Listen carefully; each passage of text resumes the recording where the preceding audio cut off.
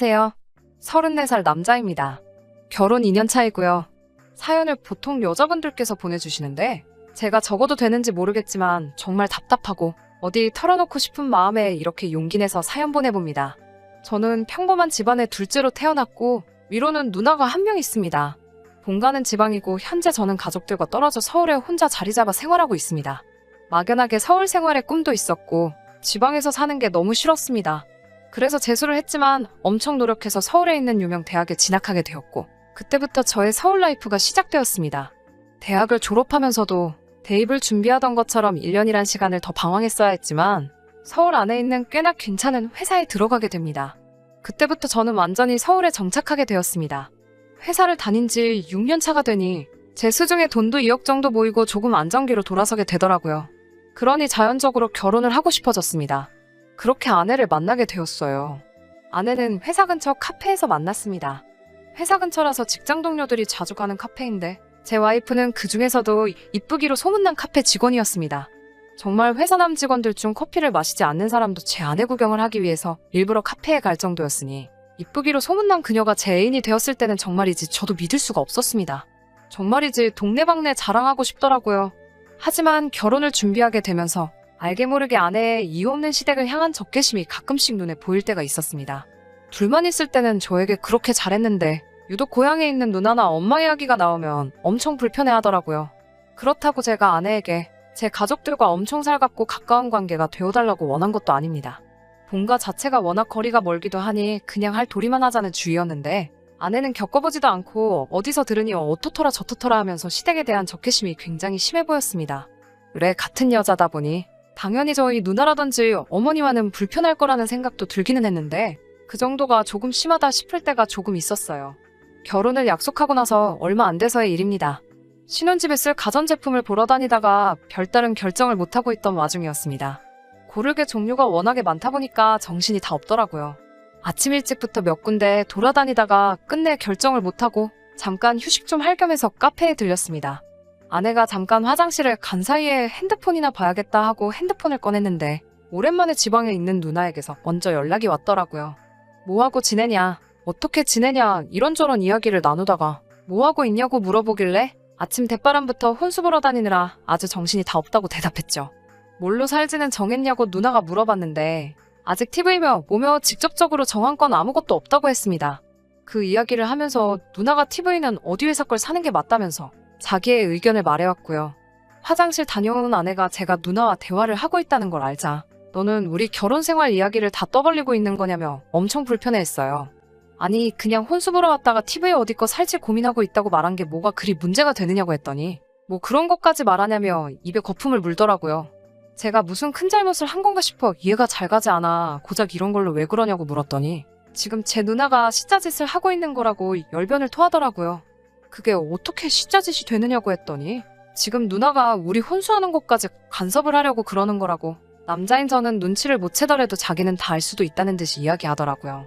자기가 좋은 걸 사면 돈을 흥청망청 헤프게 쓴다고 할 거고 자기가 별로인 모델을 사면 자기 보는 눈이 없다고 그걸 가지고 흠을 잡을 거라고 하려는 거라 하더군요. 그 말을 들어보니 누나가 진짜 그런가 하는 생각도 있고 해서 그냥 앞으로 조심하겠다고 하고 말았습니다. 하지만 저희 누나가 시자짓을 하거나 할 성품의 사람이 아니라는 걸 저는 누구보다도 잘 알고 있었거든요. 가장 큰 이유로 일단 저희 엄마가 할머니를 모시고 살면서 모진 시집살이를 하는 걸 직접 보고 커왔기 때문이에요.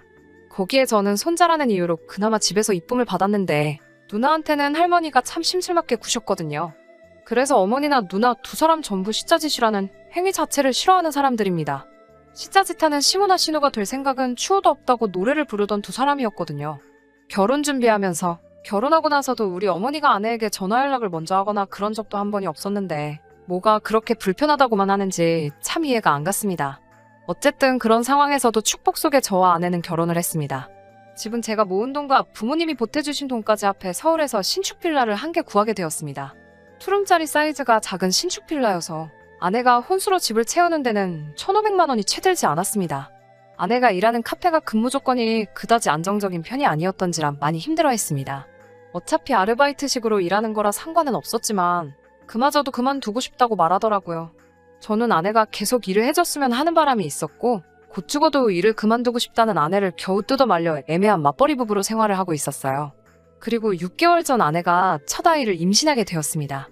우리 첫 아이 임신 소식에 양가 부모님 다 기뻐하셨고 저도 가능한 모든 걸 아내에게 맞추려 노력하며 살게 되었습니다. 아내는 임신하면서 그렇게 바라던 카페를 그만두게 되었고 저도 집안일을 도와주며 아내의 몸조리를 도와줬습니다.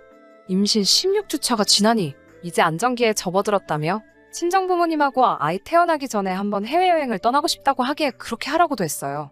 그때 같이 임신 선물을 요구하길래 평소에 가지고 싶어 하던 명품 가방도 하나 사줬습니다. 가방에 여행비까지 돈이 그 자리에서 1,500만 원이 넘게 들어갔습니다. 재벌이면 저 정도는 감당할 수 있다고 그동안 제가 악착같이 저축해온 것도 있고 못쓰게 한 것도 있으니 큰맘 먹고 아내가 원하는 대로 해줬습니다. 이제 제가 친정에 하는 만큼 아내도 시댁에도 마음을 열어줬으면 했는데 이런 제 마음은 전혀 통하지가 않았습니다.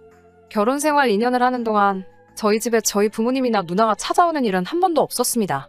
아내의 그 고질적인 시댁에 대한 혐오가 심각해서 고향에서 어머니가 서울로 방문하시는 걸 아주 자기 괴롭히러 오시는 거라 받아들였고 제가 중간 역할을 잘해야 양쪽에 아무 소리가 나지 않을 거니 저보고 알아서 잘하라고 하더라고요. 특히 연락 없이 찾아오는 것이나 시댁에서 살림간섭 하는 거는 용납 못하고 이해해줄 생각이 추호도 없다고 말했습니다.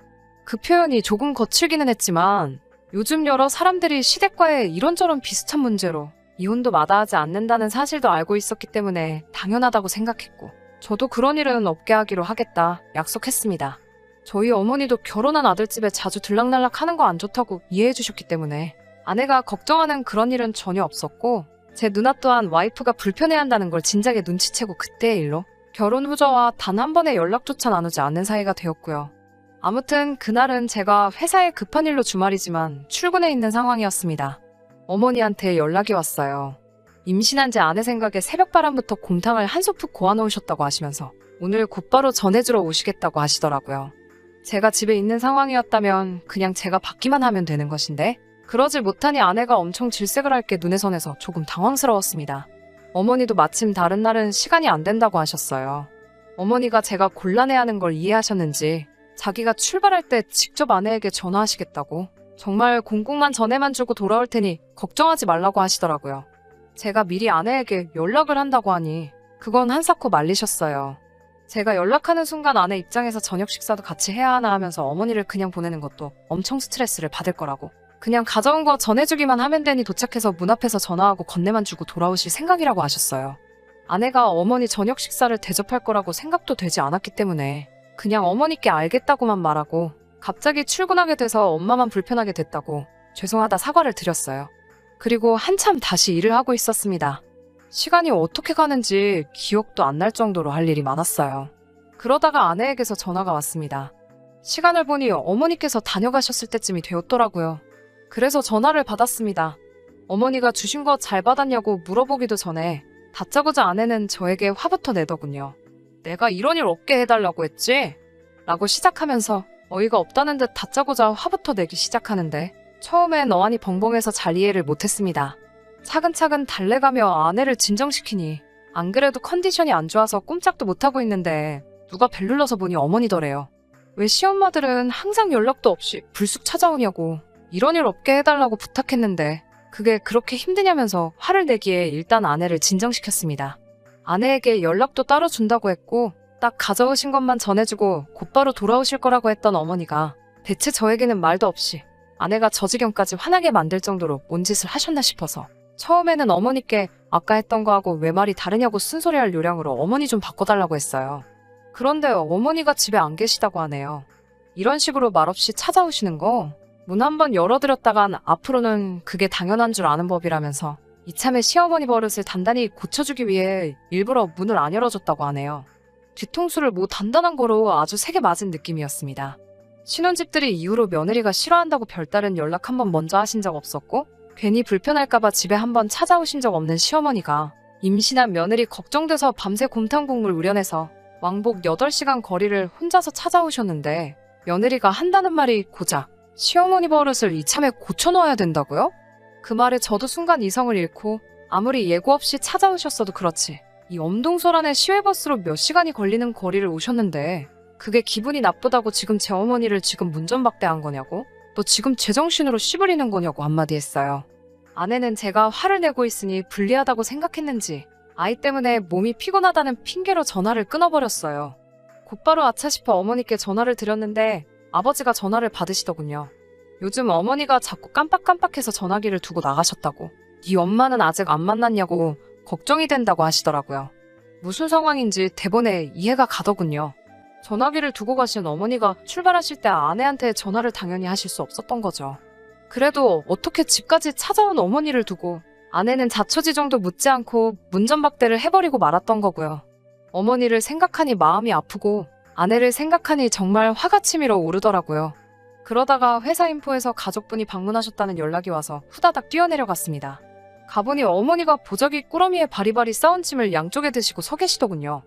회사 이름이 기억나서 겨우 찾아왔다고 하시는데 화 한 번 내지 않고 오히려 제 눈치를 보고 계신 모습을 보니까 눈물이 다 날 뻔했습니다. 왜 그러니까 연락도 없이 와서 고생을 하시냐고 소리를 질렀어요. 어머니가 미안하다고 출발하면서 전화한다는 것도 까먹고 전화기까지 두고 왔다고 늙으면 죽어야지 하면서 멋쩍게 웃으시더라고요. 밤새 얼마나 끓이신 건지 젤리처럼 되어있는 공국을 먹기 편하라고 따로 1인분씩 소분해서 따로 싸서 가져오시고 묵직한 유리 반찬통에는 몇 종류나 되는 반찬들을 챙겨 먹으라고 김치며 젓갈이며 이것저것 아내가 좋아할 만한 건 전부 다 싸우셨더라고요. 보자기를 제가 받아들기만 했는데도 무거웠는데 나이 드신 노모 혼자서 이걸 들고 본가에서부터 터미널, 서울 신혼집에 제 회사까지 여행을 하셨을 생각을 하니 마음이 다 아팠습니다. 그냥 가신다는 거 택시비 들여서 터미널까지라도 택시로 모셔드렸습니다. 밀린 일 정신없이 처리하고 이건 제대로 짚고 넘어가야겠다는 생각이 들어 아내와는 한바탕 할 생각으로 상태로 집으로 돌아갔어요. 아내는 아내대로 저한테 화를 낼 준비를 하고 있더라고요. 제가 어머니가 가져온 걸 양손 가득 들고 온 모습을 보니 경비실에서 주더냐고 하면서 이게 무슨 경우냐고 저에게 화를 냈어요. 아내가 화를 내면서 몰라도 되는 이야기를 더 알게 되었습니다. 어머니가 찾아왔을 때 아내가 아예 집에 없는 척을 했다가 어머니가 어쩔 수가 없으니 경비실에 찾아갔는가 봅니다. 경비 아저씨한테 인터폰이 왔는데 어머니가 거기다가 짐을 두고 가셨다고. 그런데 전부 음식들이라 상할 것 같아서 미리 가져가셨으면 좋겠다 싶어 연락을 줬다고 하더군요.